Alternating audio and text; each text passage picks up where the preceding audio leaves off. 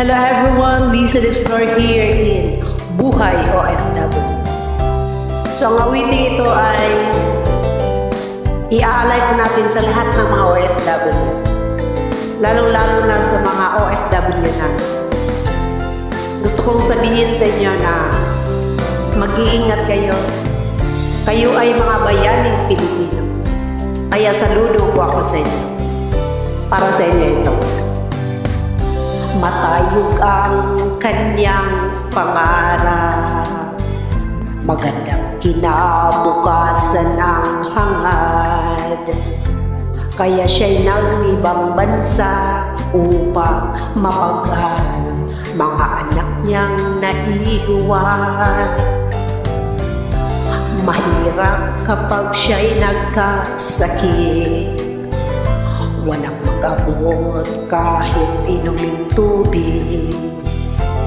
Pilitin niyang bumangon, magtrabaho, magtitiis at magsakripisyo. Ngunit kahit ganon pa man, pagsisisi niya naisipan.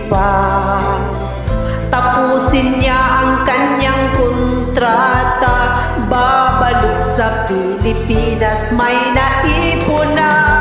O ganyan ang buhay OFW, lakas loob magsilbing sandata mo.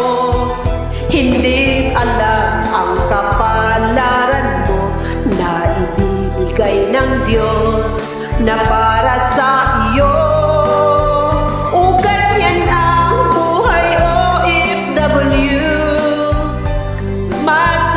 Siguro ang akala nyo, hindi nyo lamang alam kung paano kay hirap, kay lungkot, buhay OFW.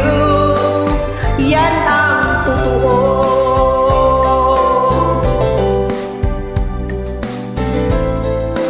Kaya para po sa ating mga OFW, mag-iingat po kayo.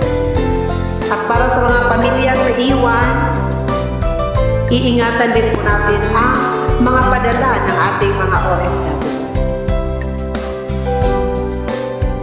Dahil hindi madali ang kanilang buhay sa ibang bansa.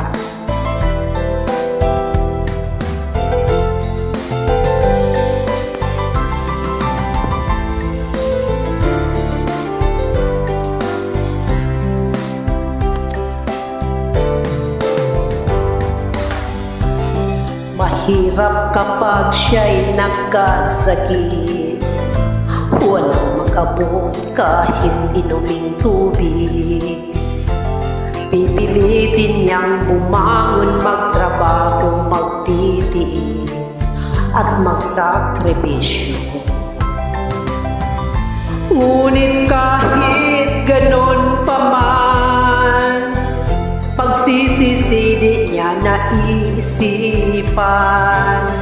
Tapusin niya ang kanyang kontrata, babalik sa Pilipinas, may naipon na. O ganyan ang buhay OFW, lakas loob magsilbing sandata mo. Hindi alam ang kapalaran mo na ibibigay ng Diyos na para sa iyo. O ganyan ang buhay OFW, masaya siguro ang akala nyo, hindi nyo lamang alam kung paano kay hirap, kay lungkot, buhay OFW. Yan ang totoo.